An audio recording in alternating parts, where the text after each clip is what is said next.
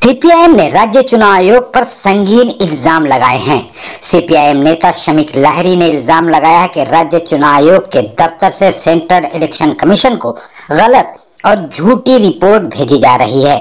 आचार संहिता लागू होने के बावजूद टीएमसी रेडियो पर अपना विज्ञापन चला रही है।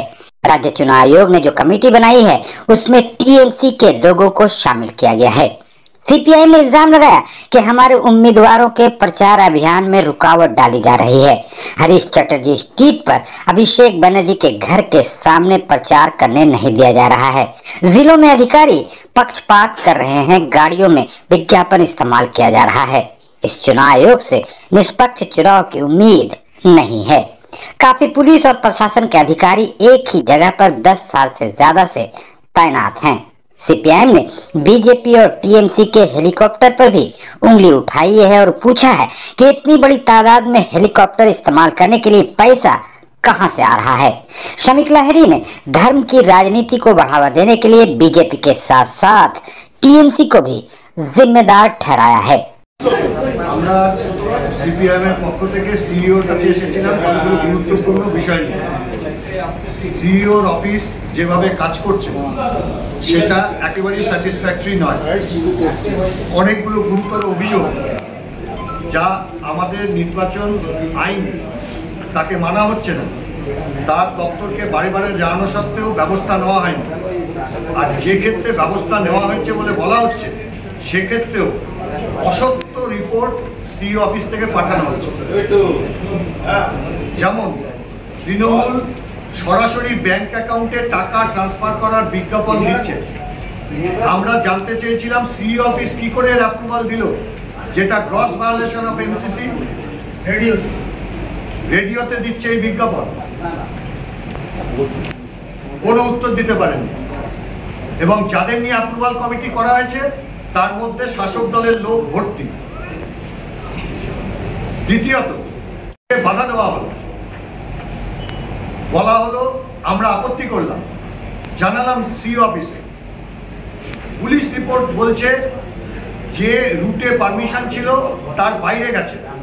আমরা সুবিধা অ্যাপে যে অ্যাপ্লিকেশন করে পারমিশন পেয়েছিলাম তার কপি আমরা সিইও কে দিয়ে বললাম আপনাকে পুলিশ অসত্য রিপোর্ট দিচ্ছে, আর সেটা আপনি ফরওয়ার্ড করে দিচ্ছেন।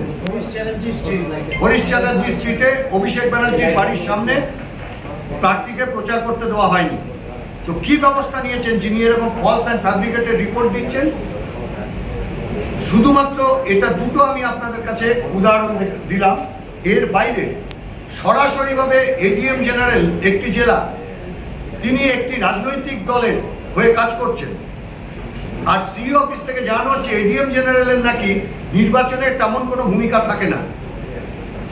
কে এই রিপোর্ট আপনাকে আপনার সই করা অ্যাকশন টেকেন রিপোর্ট পাঠাচ্ছে? এ চলতে পারে? এ তো neutrality of the CEO office is under serious question.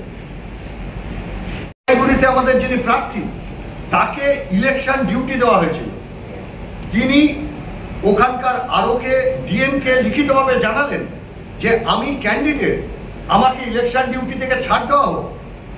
দেওয়া হয়নি। তারপর সিইও অফিসে ফোন করবার পর এখানকার ইন্টারভেনশনে তাকে ছাড় দেওয়া হয়েছে। এটা নিউট্রালিটি অফ কমিশন? এই জেলা প্রশাসন দিয়ে ভোট হবে আগামী 19 তারিখ নিরপেক্ষভাবে। সেই জন্য আমরা বলেছি কঠোর ভূমিকা নিই। এই যে পাবলিক ভেহিকেলের পিছনে বিজ্ঞাপন, কোন অটো যদি শাসক দলের বিজ্ঞাপন না ক্যারি করে তাকে রুট থেকে বার করে দেওয়া হচ্ছে। কোন বাস শাসক দলের হোর্ডিং যদি না টাঙায় তাকে ডিউটি থেকে বসিয়ে দেওয়া হচ্ছে। পাবলিক ভেহিকেলে পারে বিজ্ঞাপন করতে? আমরা জানতে চাইলাম, কোনো উত্তর দিতে পারছে না। পরে জেনে বলবে। তারপর বললাম এগুলো কমার্শিয়াল ভেহিকেল, তাহলে কমার্শিয়াল ভেহিকেলে যদি বিজ্ঞাপন দিতে হয় তাহলে সেটা এক্সপেন্ডিচারে তার রিফ্লেকশন থাকবে। এক্সপেন্ডিচারে কোনো রিফ্লেকশন থাকছে না। তো এইরকম অনেকগুলো গুরুত্বপূর্ণ বিষয়ের মধ্যে আরেকটা হচ্ছে ট্রান্সফার পলিসি। একই অফিসার 10 বছর ধরে এক জায়গায় রেখে দেওয়া হয়েছে শাসক দলের সুবিধার জন্য। এর কোনো নিয়ম নেই, যা ইসিআই বলে গেলেন এখানে আমাদের ফুল বেঞ্চ এসে কেউ 3 বছরের বেশি থাকবেন না। 10 বছর আছে, স্পেসিফিক কেস আমরা দিলাম। এমনও করা হয়েছে 3 বছরের বেশি হয়েছে, গত ডিসেম্বর মাসে তাকে অন্য জায়গায় পাঠানো হয়েছে, 1 মাস সেখানে রেখে আবার তাকে জানুয়ারি মাসে ফেরত আনা হয়েছে। এরকম অসংখ্য পুলিশ অফিসার এবং সাধারণ প্রশাসনের অফিসারদের যারা শাসক দলের হয়ে পঞ্চায়েতে ভোট লুট করেছে তাদের ক্ষেত্রে এসব করা হয়েছে। আমরা স্পেসিফিক নাম দিয়ে কমপ্লেন করে বলেছি এদেরকে নির্বাচন প্রক্রিয়া রাখা যাবে না এবং ট্রান্সফার পলিসি তা আপনাদের বজায় রাখতে হবে।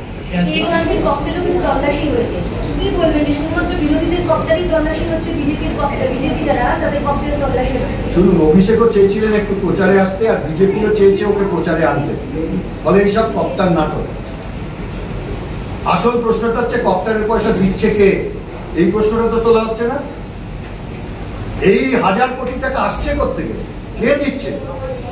নির্বাচনী বন্ড এ তো কেবলমাত্র হিমশৈলের চূড়াটুকু। আসল প্রশ্ন হচ্ছে এই বন্ডের এই 1000 কোটি টাকা একটা রাজ্যের শাসক দল তার কাছে আসছে কোত্থেকে, যে 3 মাস ধরে একটা হেলিকপ্টার বুক করে ফেলে রেখে দিয়েছে। আর এর উপর কোনো মন্তব্য করা যায়? দুজনই প্যাথোলজিক্যাল লায়ার। আর একই সঙ্গে তো ছিলেন হালা বলে একটু সম্পত্তির ভাগাভাগি, লুটের মালের ভাগাভাগি নিয়ে তো আলাদা হয়েছে।